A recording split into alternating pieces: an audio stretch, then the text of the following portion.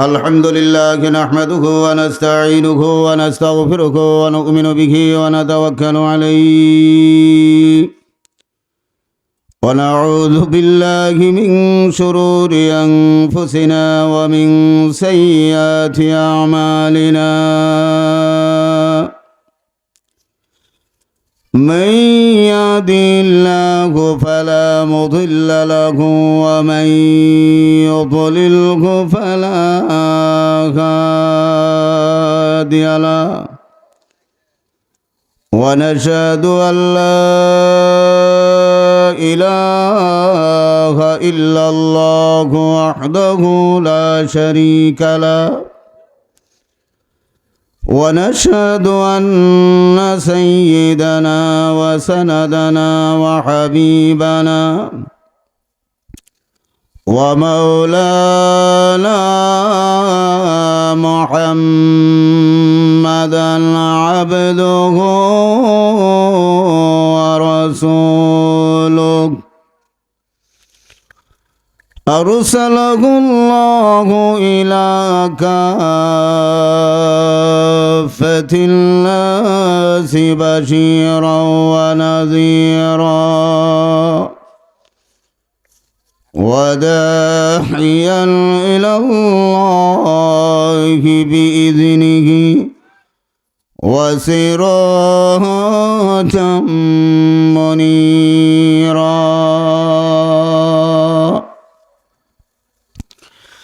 أما بعد فأعوذ بالله من الشيطان الرجيم بسم الله الرحمن الرحيم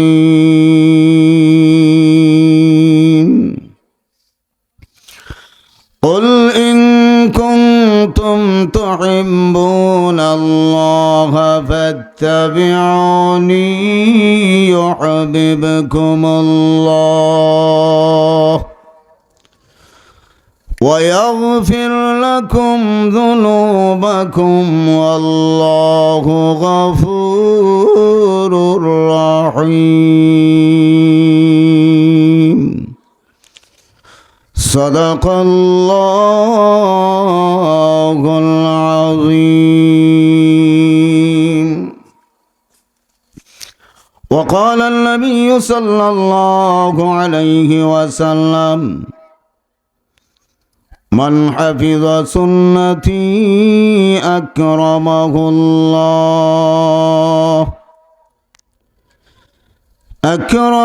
الله تعالى بأربع خصال: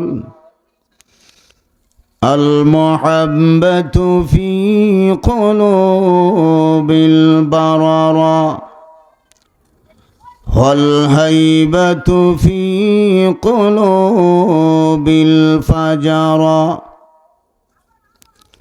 والسعة في الرزق والثقة في الدين. وأيضا قال النبي صلى الله عليه وسلم من ضيع سنتي حرمت عليه شفاعتي، أو كما قال عليه الصلاة والسلام. صلى الله على سيدنا ومولانا محمد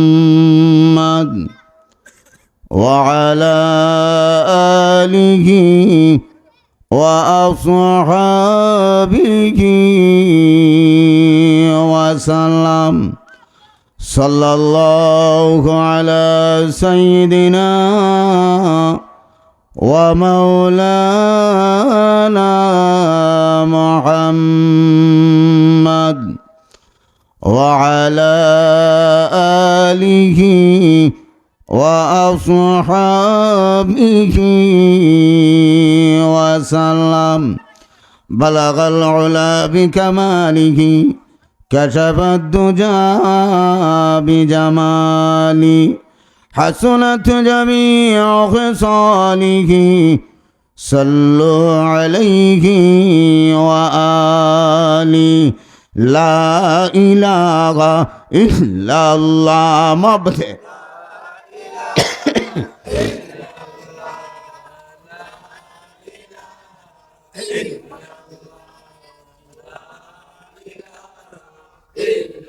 হ্যাঁ আচ্ছা ঠিক আছে থাক পাইলে তো পাইবি আমার জানাইবি না পাইলে আমি হুন্ডা দিয়ে চলে আসি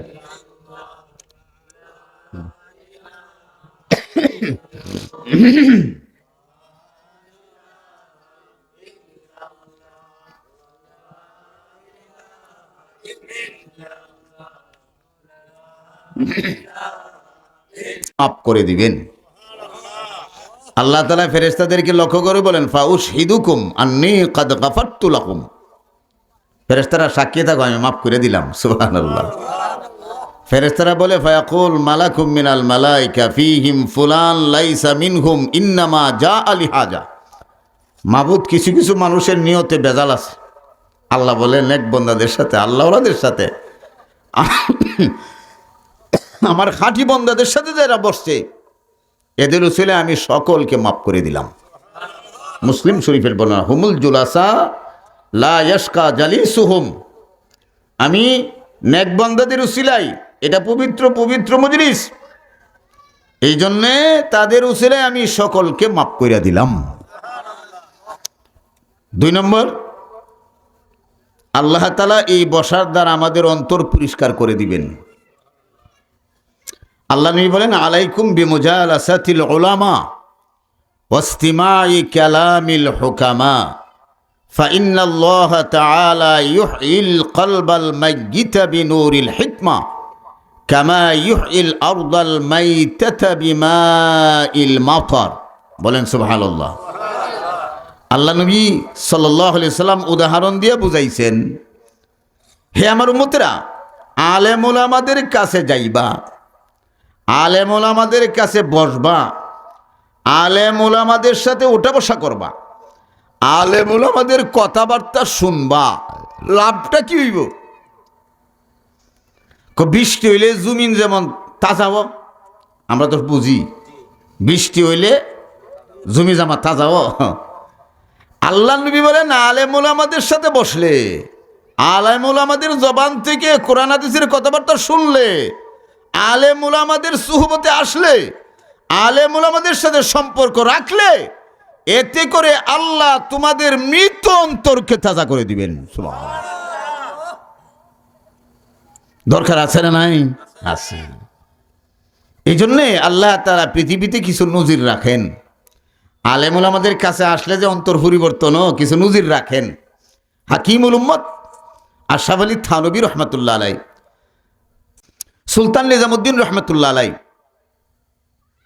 তিনি তো জগৎ বিখ্যাত একজন আল্লাহর ওলি ছিলেন ওনার সময়ে দিল্লিতে একজন হিন্দু লোক ছিল হিন্দু সাধু ওই হিন্দু সাধুর একটা যোগ্যতা ছিল কি যোগ্যতা হেই বেচারা যেই কোনো রোগীর দিকে তাকাইলেই রোগী ভালো হয়ে যা এই যুবক আরে দিকে খালি জায়গা এই তো এই যুবকরা সামনে এমনি তো বাড়ি ঘর কম তোমরা যদি পিছনে তো কেমনি বলতে মাশাআল্লাহ এরপর যুবকরাই বইছে আলহামদুলিল্লাহ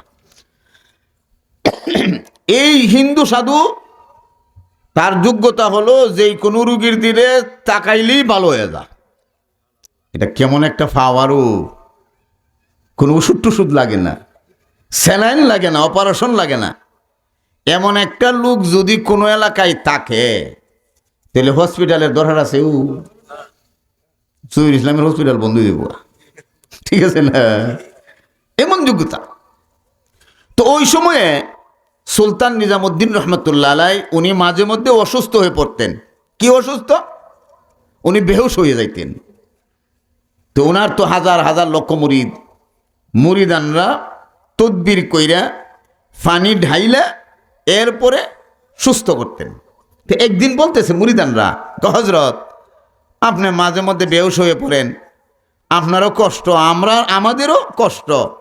এক কাজ করি, ওই যে হিন্দু সাধুর কাছে নিয়ে যাই, এই বেচারা আপনার প্রতি একটা দৃষ্টি দিব, আপনি বলি। তো আল্লাহর ওলি সুলতান নিজামুদ্দিন রহমতুল্লাহ আলাইহি বলেন, কথা তো ঠিক, ভালো হবে, তবে এটা বিরূপ প্রতিক্রিয়া সৃষ্টি হবে সমাজে। আমাকে যদি তোমরা একজন হিন্দু লোকের কাছে নিয়ে যাও আর তার প্রচেষ্টায় যদি আমি সুস্থ হয়ে যায়, সমাজের মধ্যে একটা সমালোচনা আরম্ভ হইব। কারণ সব মানুষের বুঝ সমান না, সমানও কিছু কিছু লোক তারা মন্তব্য করবে, আজ থেকে বুঝলাম মুসলমান থেকে হিন্দুই বালা, মুসলমান থেকে। এমনও কিছু বেকল আছে হেরা খুব বুঝছি, এখন ইসলাম থেকে কালিমা থেকে হিন্দুর ওই বালা। আরে এটা তো সবাই তো সমান বুঝ না, আমার মন্তব্য করে কি করে না, অনেকে কিন্তু রাগে করে, আল্লাহ এখন আর মুসলমানের পক্ষে নাই, ইহুদির পক্ষে গেছে গা, এটা উনি তো এগুলি কিন্তু রাগে রাগে কেমনে কেমনে, আল্লাহ ওনার মুসলমানের পক্ষে নাই, ইহুদির পক্ষে গেছে গা। তো কিছু মানুষ আছে না নাই, তা আল্লাহ বলে বলেন, এই সাবধান, আমার নিয়ে যাইবে না, তাহলে সমালোচনা হইব, সাবধান।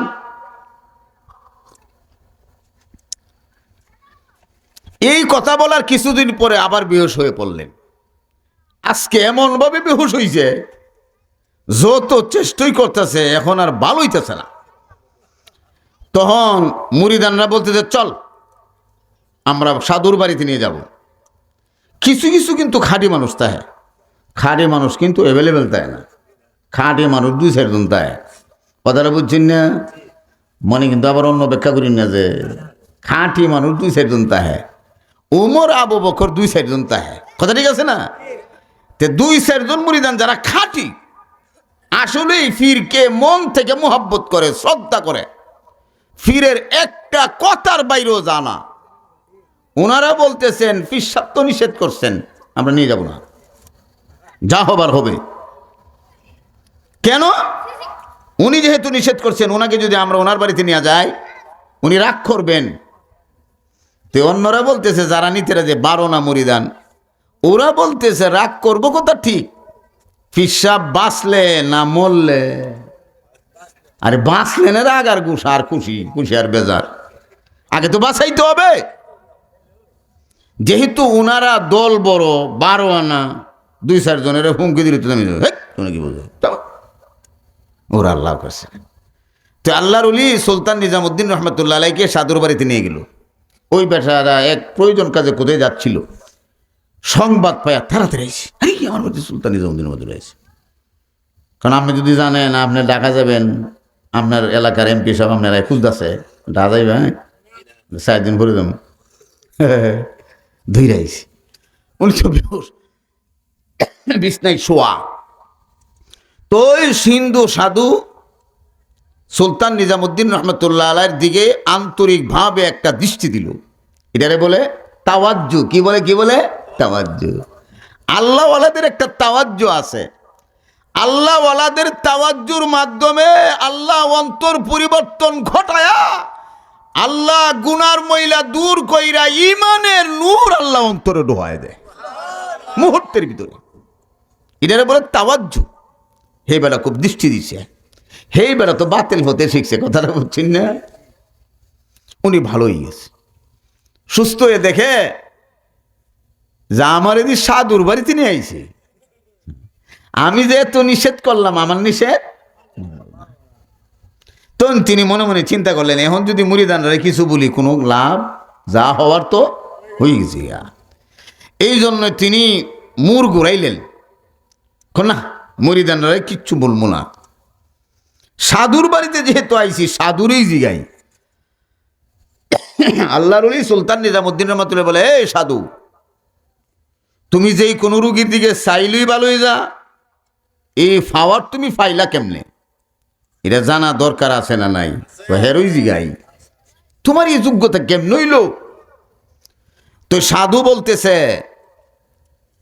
আমি আমার বস, আমার ঠাকুর হের থেকে ফির আছে, আমার ফিরের একটা কথা, এই কথাটা আমি আমল করছি, এই কথাটার উপরে আমি বছরের পর বছর সাধনা করছি, যার ফলে আমার মধ্যে এই যোগ্যতা অর্জন হয়ে গেছে। সেই কথাটা কি? আমার ঠাকুর আমাকে বলেছিলেন, তুমি যতদিন দুনিয়াতে থাকবে তুমি তোমার মনের বিরুদ্ধে চলবে। কিসের বিরুদ্ধে? মনের বিরুদ্ধে। মনের বিরুদ্ধে চলবা। এই কথাটা বোঝার জন্য আগে একটা কথা বুঝতে হইব। মানুষের দেহের জন্য যা ক্ষতিকর, এই সমস্ত জিনিসের প্রতি মানুষের আকর্ষণ বেশি। চিন্তা করে দেন তো, স্বাস্থ্যের লেগে দিলে ক্ষতি, এটার লাগে মানুষ পাগল বেশি। এই ডাক্তারে বলে দে তুমি আর বিড়ি টিড়ি খেলে আমি আর চিকিৎসা করতাম না। আত্মীয় স্বজনেরও ক্ষুধা, তুমি বিড়ি খাই মরবা। এখন বেটা বয়ে গেলি লিট্রিনের ভিতরে বিড়ি খায়, কেউ যাতে না দেয়, আত্মীয় স্বজন কেউ যাতে না দেয়। আচ্ছা ধরুন তো, এই যে তামাক, এইগুলি স্বাস্থ্যের জন্য ভালো না ক্ষতিকর? ডাক্তার নিষেধ করে, আত্মীয় স্বজন নিষেধ করে, এরপরেও ফিরে না। স্বাস্থ্যের জন্য যা ক্ষতি, মানুষের ঈদের প্রতি আকর্ষণ বেশি। এতটুকু বুঝলাম। 2 নম্বর আসুন, ধর্মের জন্য যেটা ক্ষতি, এইগুলির প্রতিও মানুষের আকর্ষণ বেশি। যেই কাজ করলে ধর্মের জন্য ভালো, মানে আমি মরার সাথে সাথে জান্নাত, যেই কাজ করলে মরার সাথে সাথে জান্নাত, এই কাজের প্রতি মানুষের আকর্ষণ কম। যেই কাজ করলে জাহান্নামে যাওয়া লাগবে, এই কাজের প্রতি মানুষের টান বেশি। ব্যাঙ্গে কোন লাগবো, সময় নাই, কারণ কথা অনেক লম্বা। বুঝছেন তো? আমার ঠাকুরে বলছে তোমার মনের বিরুদ্ধে চলবা। মন এমন একটা জিনিস যেটা ক্ষতি ইরইসা। এই জন্যে আমি আমার মনের বিরুদ্ধে বছরের পর বছর চলছি। মানি একটু খুইলা বললে, মনে যা চা এটা তুমি করবা না, মনে যেটা সানা এটা করবা। মনে সা বাদ লাগু করতে জানি দিছে। আসসালামু আলাইকুম। জি, একটু তাড়াতাড়ি আমি বয়ানে, তাহলে পরে আলাপ করি। একেবারে 11টা। হ্যাঁ হ্যাঁ, আচ্ছা আচ্ছা। মনে যা চা এটা বাদ, মনে কি রে বেটা বারবার না কমা, মনে যা চাই না এটা করবা। এই কথাটার উপরে আমি বহু বছর কষ্ট করছি, মেহনত করছি, সাধনা করছি, ফলে যোগ্যতা হয়েছি। সুলতান নিজামুদ্দিন রহমতুল্লাহ বলে ঠিক আছে, এখন আমি 2 নম্বর একটা কথা জিগাইতাম, আপনার যা মনে আছে তা করি, যা আমার চিকিৎসায় সুলতান নিজামুদ্দিন রহমতুল্লাহ ভালো হয়ে গেছে গা, এখন তো সারা দুনিয়া আমার যোগ্যতা সইরে পড়বো। কথা ঠিক আছে না? আপনি যা বলেন তাই বলেন, কি বলবেন? আমার 2 নম্বর কত হইল, তুমি যে বললা মনে যা চাইছে এটা বাদ দিছি, মনে যেটা চাইতেছে না এটা তাড়াতাড়ি করছি। এখন আমি তোমার কাছে জানতে চাই, এই পর্যন্ত তোমার কালিমা পড়ার কোনোদিন মনে চাইছিনি? ওইটা প্রশ্নই আসে না। কালিমা পড়তাম মানে বাপ দাদা ধর্ম ছাড়তাম না, জীবন দিতে রাজি, কিন্তু বাপ দাদার ধর্ম কালিমা পড়ার মনে চাইতো, এটা প্রশ্ন আসে না। তাহলে এই বেচারা যে বললো যা মনে চাইছে বাদ দিছি, যা মনে চাইছে না এটা করছি, হে তো নিজেই বলতেছে কালিমা পড়ার মনে চাইছে না, এ করো না। তাহলে হের সাধন অনুযায়ী এই পর্যন্ত কি যেত, কালিমা পইরা মুসলমান হয়ে যাইত। বেলা দরা খাইছি নিউ। আচ্ছা ঠিক আছে, তোমার এই পর্যন্ত কালিমা পড়ার মনে চাইতা আছে না, তাহলে তো তুমি কালিমা পইরা মুসলমান হয়ে যাইতা, আল্লাহর ওলি সুলতান নিজামুদ্দিন রহমাতুল্লাহ আলাইহি বলেন, সাধু তোমার কথা কাজে বাস্তবে মিল নাই। তুমি বলেছ আমি বছরের বছর সাধনা করলাম, মনে যা চাইলো বাদ দিলাম, যা চাই না তা আমি করলাম। তুমি তো এখন নিজেই বললা কালিমা পড়ার মনে চাই না, এখন পর্যন্ত তোমার মনে চাইতেছে না, তাহলে তোমার সাধনা অনুযায়ী এই পর্যন্ত তুমি কালিমা পইরা মুসলমান হইয়া যাইতা, কিন্তু এখনও তো তুমি কালিমা পইরা মুসলমান হও নাই। তাহলে বোঝা গেল তোমার সাধনার বাস্তবতা একটার সাথে আর একটার মিল নাই। জোরে জোরে সুবহানাল্লাহ। হে বেড়া কত তো ঠিক আমাদের বেড়া আটকা পড়ছে। হ্যাঁ, আল্লাহওয়ালাদের কাছে আসলে, যাদের সিনার ভিতরে উহির এলেম, এদের সামনে আসলে যত বড় জ্ঞানী হোক, আরে যত বড় পণ্ডিত আর বেঈমান নাস্তিক হোক না কেন, এদের সামনে আসলে তাদের পাওয়ার শেষ। পৃথিবীতে এমন কোন নজির নাই যে বেঈমান কাফেররা এমন উহির এলেম ওয়ালাদেরকে, আল্লাহওয়ালাদেরকে যেই কোনো প্রশ্ন করে আটকায়া দিছে, এই নজির নাই। ফখরে বাঙ্গাল তাজুল ইসলাম সাহেব রহমাতুল্লাহ আলাইহি, ওনার জীবনী কিন্তু লেখা আছে। তো ওনার জীবনীর মধ্যে আছে, ওনার বাড়ির কাছে একটা লোক ছিল, এই বেচারা নামাজ রোজা পড়তো না, মাঝে মধ্যে উলঙ্গ দিত না। তো বিশেষ করে আল্লাহর ওলি যে ফদ দিয়ে যাইতো, হ্যাঁ সামনে গিয়ে উলঙ্গ বই থাকতো। এর মনে মনে বাপ হইল যদি জিগা তা হইলে একেবারে বালা করে আটকাই দিম। কোথায় বুঝি না, কিছু মনে করি প্রশ্ন লয়ে ঘুরে মৌলবীর আটকাইবার লাগি, কিন্তু বুঝে না তো মৌলবীর প্রশ্নের জবাব না থাকলেও আল্লাহ কুদরতিভাবে তাদের অন্তরে জাগায় দেয়। ছিল্লে বলেন সুবহানাল্লাহ। এর মনে মনের বাপ জি গাইলে বাতি যা জবাব দিব।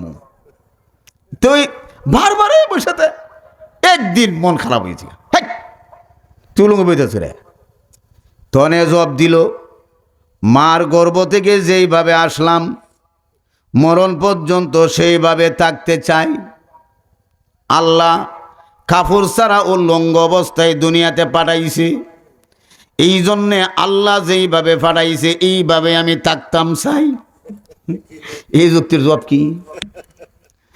আল্লাহর ওলি ফখরে বাঙ্গাল তাজুল ইসলাম সাহেব রহমাতুল্লাহ আলাইহি, যিনি শুধুমাত্র ব্রাহ্মণবাড়িয়া বাংলাদেশ নয় রে, সারা দুনিয়ার যিনি নামকরা আলেম ছিলেন, এমনি তিনি সাথীদেরকে বললেন, এর দাদা দাদর আর একজনের যদি ফ্লাক্স লইয়া, ওই যে লোয়া টোয়া যে বাঙ্গে খাইয়া তুলে যে ফ্লাক্স লইয়া কি যে তোর দাঁত টেন ফেলাই দিমু, মার গর্ভ থেকে তুই দাঁত নিয়ে আসোস নাই, এই জন্যে যেইভাবে থাকতে চাস সেইভাবে আমি রাখতে চাই। এই জন্যে কদমে পইরা যায়, মাপ চায়, কানে ভাবে তওবা কইরা আল্লাহর ওলির কাছে আটকা পইরা যায়। আল্লাহওয়ালাদের সামনে আসলে বেঈমানদের বিল নাই। এই জন্যে আল্লাহর ওলি সুলতান নিজামুদ্দিন রহমাতুল্লাহ আলাইহি এবার বললেন, সাধুরে তোর কথা কাজে মিল নাই, সাধনার বাস্তবতার ভিতরে মিল নাই, এখন সাধুর কাছে আর কোনো জবাব নাই। আল্লাহর ওলি চোখের পানি চাইরা দিয়া আল্লাহ দরবারে দুই হাত বাড়াইয়া এবার চোখের পানি চাইরা দিয়া বলে, মাবুদ আমি শারীরিকভাবে অসুস্থ ছিলাম, এই সাধু আমাকে সুস্থ করেছে, সে আমার একটা উপকার করেছে, এই জন্যে উপকারের বদলা আমি উপকার করতে চাই। ও রব্বুল আলামিন আল্লাহ, আমি দৈহিকভাবে অসুস্থ ছিলাম, সাধু আমাকে সুস্থ বানায়া দিছে, আর আমি তাকায়া দেখতেছি তার কলবের ভিতরে রোগ আছে, কলবের ভিতরে কুফরির রোগ আছে, এই জন্যে আমি তার কলবের চিকিৎসা করতে চাই। ও রব্বুল আলামিন আল্লাহ, সারা দুনিয়ার মানুষের মন আর কলব আল্লাহ তোমার কুদরতি আঙ্গুলের সিফার ভিতরে রয়েছে, ইউসাররিফুহা হাইসু ইয়াশা। আল্লাহ তুমি যেইভাবে ইচ্ছা সেইভাবে মানুষের মন আর কলব পরিবর্তন করে দাও। কথা ঠিক আছে? মানুষের মন পরিবর্তন করে কে? সবাই কইবেন মানুষের মন পরিবর্তন করনেওয়ালা কে? আল্লাহ সব কিছুর মালিক। শুধু মনের মালিক না, আল্লাহ সব কিছুর মালিক। হযরত সুলতান নিজামুদ্দিন রহমাতুল্লাহ আলাইহি চোখের পানি চাইরা দিয়া আমার আল্লাহর দরবারে দোয়া জানায়, আল্লাহ সে আমাকে একটা উপকার করেছে, এই জন্যে আমিও তার উপকার করতে চাই। এটা ইসলামের বিধান। কেউ যদি আপনার এহসান করে, এহসানের বদলে আপনি এহসান করবেন, কিচ্ছু না পারলে কমপক্ষে দোয়া করবেন। কিন্তু আমরা মুসলমান, আমাদের স্বভাব হইল উল্টা। কেউ যদি দয়া করে, মায়া করে, এহসান করে, এর পিছনে বরং আরো লাইগা যায়। মাবুদ এর জ্বালা বাল লাগে না, এর বড় গাইটা মেরে লাও, এর জ্বালা আর বাল লাগে না। না না, ইসলামের তরিকা, নবীর তরিকা, ইসলামের বিধানে চালায়। আল্লাহ নবী, দয়াল নবী রাহমাতুল লিল আলামিন, জীবনে যত মানুষ আমার নবীর উপকার করেছেন, আল্লাহ নবী জীবদ্দশায় দেওয়ার চেষ্টা করেছেন। এই জন্যে সর্বশেষে রইসুল মুনাফিকিন আব্দুল্লাহ বিন উবাই ইবনে সুলুল, এই মুনাফিক যখন মারা যায়, আল্লাহ নবীর পবিত্র গায়ের জামা দিয়েছিলেন তার কাফন দেওয়ার জন্যে। হে আছেন নাম খারা মুনাফিক উবাই ইবনে সুলুল, সমস্ত মুনাফিকদের সর্দার। এই মুনাফিকের সর্দার যখন মারা গেছে, আল্লাহ নবী নিজের গায়ের জামা দিলাইছে, এই জামা দিয়ে কাফন দিবার লাগে। কি দেখো, হে নবীরে জ্বালাইছে, সাহাবায়ে কেরামরে জ্বালাইছে, ইসলামের বিরুদ্ধে শুধু ষড়যন্ত্রই করছে। এই ব্যাটারে নবীর জামা দিত, আমরা কি কইন? এটা যুক্তিসঙ্গত? আল্লাহ নবী, দয়াল নবী রাহমাতুল লিল আলামিন উবাই ইবনে সুলুল মুনাফিককে জামা কেন দিলেন? আল্লাহ নবী একটা প্রতিদানের বদলা দিয়েছিলেন। উহুদের যুদ্ধে আল্লাহ নবীর প্রিয় চাচা হযরতে হামজা রাদিয়াল্লাহু তাআলা আনহু শহীদ হয়েছিলেন। নির্মম ভাবে তাকে শহীদ করা হয়েছিল। আল্লাহ নবী, দয়াল নবী রাহমাতুল লিল আলামিনের প্রিয় চাচা, এত মুহাব্বতের চাচা, উনাকে যখন কাফন দিবেন, একটা কাপড় দিয়া যখন কাফন দিবেন, কাফনটা হলো খাটো ছোটো, মাথা ডাকলে ফা বাইর হয়ে যায়, ফা ডাকলে মাথা বাইর হয়ে যায়। এই মুহূর্তে আল্লাহ নবী দ্বিধাদ্বন্দ্বের ভিতরে পইরা যায়। এমনি উবাই ইবনে সুলুল সামনে এসে বলতেছি, ওগো আল্লাহর নবী, আমার জামানা দিয়া দিলাম, আপনার চাচাকে কাফন পরাইয়া দেন। উবাই ইবনে সুলুল ওই সময় জামাটা দিয়েছিল, আল্লাহর নবী তার কথাটা স্মরণ রেখেছি। এই জন্যে আল্লাহর নবী মরণের আগে আগে উবাই ইবনে সুলুলের প্রতিদান নবীর জামা দিয়া প্রতিশোধ করেছি। চিল্লায় বলেন সুবহানাল্লাহ। এটা ইসলামের বিধান। এই জন্য আল্লাহর নবী সুলতান নিজামুদ্দিন রহমাতুল্লাহ আলাইহি বলেন, ওগো রব্বুল আলামিন, সাধু আমার উপকার করেছে, এই জন্যে আমি উপকার করতে চাই। আমাকে শারীরিকভাবে সুস্থ বানাইছে, আমি তার কলবের চিকিৎসা করতে চাই। আল্লাহ তার কলবের ভিতরে আমি দেখতেছি কুফরের রোগ আছে, সে হলো বেঈমান, কালেমা নাই। আল্লাহ তার মনটা তুমি পরিবর্তন কইরা দাও। আল্লাহর ওলি সুলতান নিজামুদ্দিন রহমাতুল্লাহি আলাইহি এমনভাবে চোখের পানি চাইরে যখন দোয়া করতেছে, এবার সাধু তার অন্তরে দায়া ধাক্কা লাগছে, এমনি কদমে জাপ দেয়া পইরা যায়। আল্লাহর ওলি, এতদিন আমি বুঝতে পারি নাই, এখন আমি বুঝতে পেরেছি। এ আল্লাহর ওলি, এই জন্য আমি আর দেরি করলাম না, এখন ঘোষণা করে দিলাম, এই মুহূর্তে কালিমা পড়ে মুসলমান হয়ে গেলাম। সুলতান নিজামুদ্দিন রহমাতুল্লাহ আলাইহি ওনার সোহবতে আসার কারণে এত বড় নাম কারান হিন্দু বেড়া কালিমা পইরা, তইলে আলেম ওলামা আল্লাহ ওলাদের কাছে যাওয়া দরকার আছে না নাই? আওয়াজ দিয়ে বলেন, দরকার আছে না নাই? আছে। আল্লাহ তাআলা গুনাহ খাতা মাফ করে দিবেন, অন্তর পরিষ্কার করে দিবেন। আর এই মজলিসে বসলে আল্লাহ শত হাজার রাকাত নামাজ পড়ার সওয়াব দিবেন। আমাদের এই বসাটা যদি আল্লাহ কবুল করে, আমাদের ভিতরে যদি সত্যিকারের এখলাস থাকে, তাহলে আল্লাহ তাআলা হাসরের ময়দানে একে উসিলা কইরা আল্লাহ মুক্তির ব্যবস্থা করে দিবেন। আপনাদের সম্মুখে সূরা বাকারার, সূরা আলে ইমরানের 31 নং আয়াতে কারিমা দুইটা হাদিস আমি পাঠ করছি। আল্লাহ তাআলা এই আয়াতে কারিমায় আল্লাহর হাবিবের মাধ্যমে দুনিয়ার মানুষদেরকে ঘোষণা করাইছেন, কুল ইন কুনতুম তুহিব্বুনাল্লাহ ফাত্তাবিউনি ইউহিব্বুকুমুল্লাহ ওয়া ইয়াগফির লাকুম যুনুবাকুম ওয়াল্লাহু গফুরুর রহিম। আল্লাহ তাআলা বলেন, কুল, হে নবী আপনি বলে দিন, ইন কুনতুম তুহিব্বুনাল্লাহ, তোমরা যদি আল্লাহকে ভালোবাসতে চাও, এর মানে হলো তোমরা যদি আল্লাহর ভালোবাসা পাইতে চাও, ফাত্তাবিউনি, তাহলে আমি নবীর অনুসরণ তোমরা করো। কার অনুসরণ? নবীর অনুসরণ।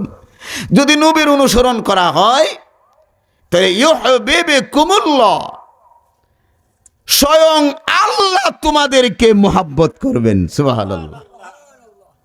2 নম্বর, ওয়া ইয়াগফির লাকুম যুনুবাকুম, আল্লাহ তোমাদের জিন্দেগীর গুনাহ খাতা মাফ করে দিবেন। তাহলে আয়াতে কারিমার ভিতরে আল্লাহ নবীর অনুসরণ করলে, নবীর সুন্নত অনুযায়ী চললে দুইটা উপকার বলছেন। কয়টা উপকার? 1 নম্বর, স্বয়ং আল্লাহ ভালোবাসবো। 2 নম্বর, আল্লাহ গুনাহ মাফ করে দিব।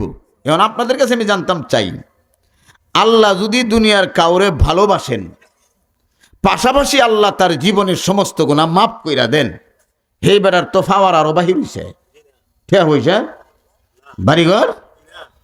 কারে আল্লাহ যারে ভালোবাসবো সারা দুনিয়া তার হয়ে যাবে। চিল্লায় বলেন সুবহানাল্লাহ। মান কানা লিল্লাহ কানাল্লাহু লা, যেই ব্যক্তি আল্লাহর হয়ে যাবে আল্লাহ তার হয়ে যাবে, আর আল্লাহ যার হয়ে যাবে গোটা মাখলুকাত তার গোলাম হয়ে যাবে। চিল্লায় বলেন সুবহানাল্লাহ। কথা ঠিক আছে? কথা ঠিক আছে?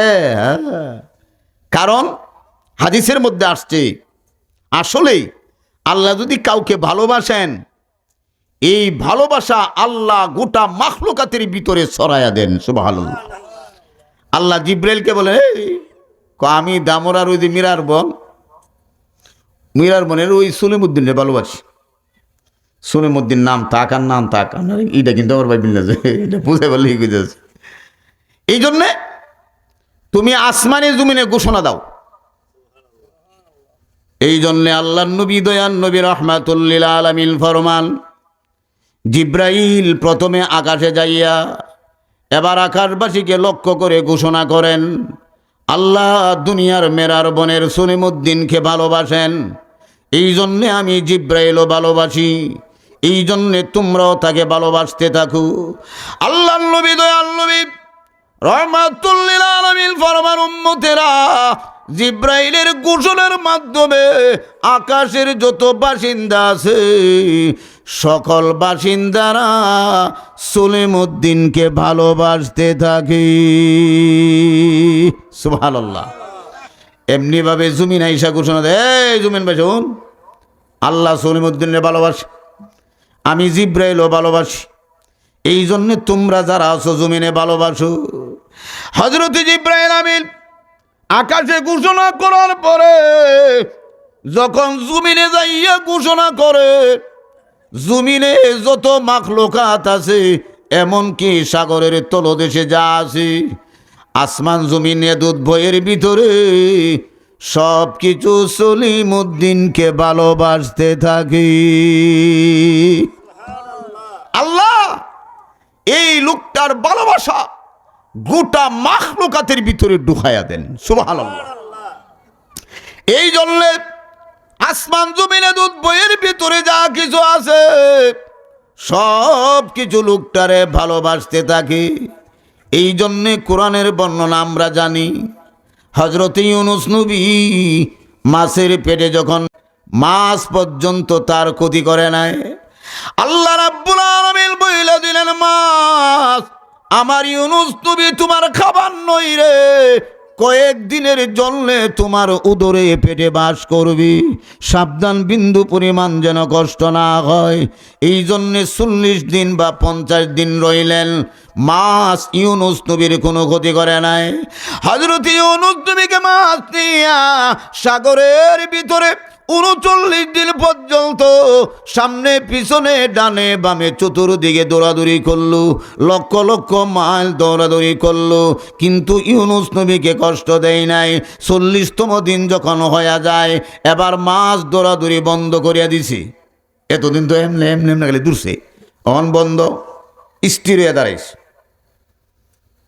কিছুক্ষণ পরে মাছ ইউনুস নবীকে নিয়া এবার সাগরের তলদেশে যাওয়া আরম্ভ করছে।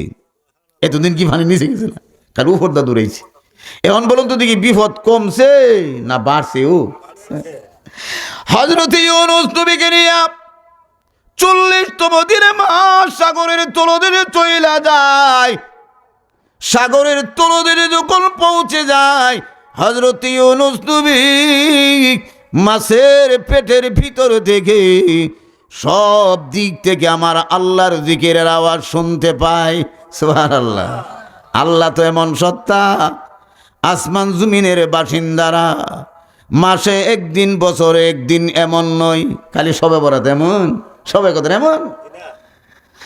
আল্লাহ রাব্বুল আলামিনের গোটা মাখলুকাত 24 ঘন্টা যারা যেখানে আছে 24 ঘন্টা অনবরত আমার আল্লাহর পবিত্রতা বর্ণনা করতেছে। সাব্বাহা লিল্লাহি মা ফিস সামাওয়াতি ওয়া মা ফিল আরদি ওয়া হুয়াল আজিজুল হাকীম। ইউসাব্বিহু লিল্লাহি মা ফিস সামাওয়াতি ওয়া মা ফিল আরদিল মালিকিল কুদ্দুসিল আজিজিল হাকীম। কোরআনের জায়গায় জায়গায় আল্লাহ বলেছেন, আসমান জমিন এদুত ভয়ের ভিতরে যা কিছু আছে 24 ঘন্টা আমি আল্লাহর প্রশংসা সহ পবিত্রতা বর্ণনা করতেছি। এ দুনিয়ার মানব দানবেরা, তোমরা শুনে রাখো, দুনিয়াতে এমন কোনো প্রাণী নাই, বস্তু নাই রে 24 ঘন্টা যারা আমি আল্লাহর জিকির করে নাই। এই জন্য ইউনুস নবী মাছের পেটের ভিতর থেকে সাগরের তলদেশে সব দিক থেকে আল্লাহর জিকিরের আওয়াজ শুনতে পায়। হযরত ইউনুস নবী আল্লাহর দরবারে প্রশ্ন রাখলেন, রব্বুল আলামিন সাগরের তলদেশে চলে আসলাম, যেখানে বাড়ি নাই ঘর নাই মানব দানব কোনো কিছু নাই, এরপরও সব দিক থেকে তোমার জিকিরের আওয়াজ শুনতে পায়।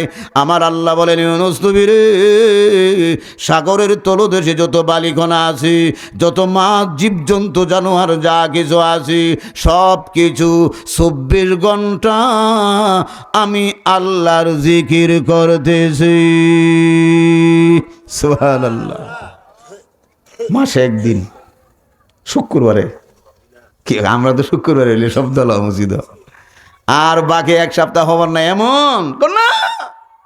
ওয়া ইম মিন শাইইন ইল্লা ইউসাব্বিহু বিহামদি রাব্বিহি ওয়ালাকিন লা ইয়াফকাহুনা তাসবিহাহুম।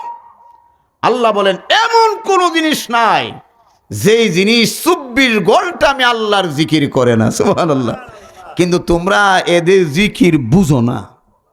বাতাসও আল্লাহর জিকির করে, আগুনও আল্লাহর জিকির করে, পানিও আল্লাহর জিকির করে, মাটিও আল্লাহর জিকির করে, এমনকি আসমান জমিনের সব কিছু আল্লাহ জিকির করে। শুধু সপ্তাহে একদিন কোন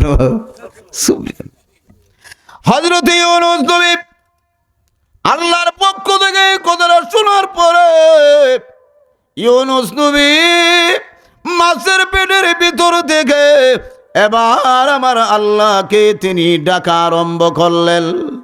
আমার আল্লাহ ইউনুস নবীর ডাকাটা পছন্দ কইরা কোরআনে কারীমের ভিতরে তুইলা দিলেন। আমার আল্লাহ ইউনুস নবীর ডাকটা কেমন ভাবে পছন্দ করলেন, এই জন্য আল্লাহ বর্ণনা করেন ফানাদা ফিল যুলুমাতি আল্লাহ ইলাহা ইল্লা আনতা সুবহানাক ইন্নী কুনতু মিনাজ জালিমিন লা ইলাহা ইল্লা আনতা সুবহানাকা ইন্নী কুনতু মিনাজ জালিমিন ফাস্তাজাবনা লাহু ওয়া নাজাইনাহু মিনাল গাম ওয়া কাযালিকা নুজিল মুমিনিন। আল্লাহ রাব্বুল আলামিন বলেন, তখনই হযরত ইউনুস নবী তিন অন্ধকার থেকে ডাকা আরম্ভ করলেন, ওগো রাব্বুল আলামিন আল্লাহ, লা ইলাহা ইল্লা আনতা, আল্লাহ তুমি ছাড়া কোনো মাবুদ নাই, তুমি ছাড়া কোনো ইলাহ নাই, উপাস্য নাই, আল্লাহ তুমি ছাড়া কোনো আল্লাহ উপাসক নাই, ওগো রাব্বুল আলামিন সুবহানাকা, তুমি হলে নির্দোষ।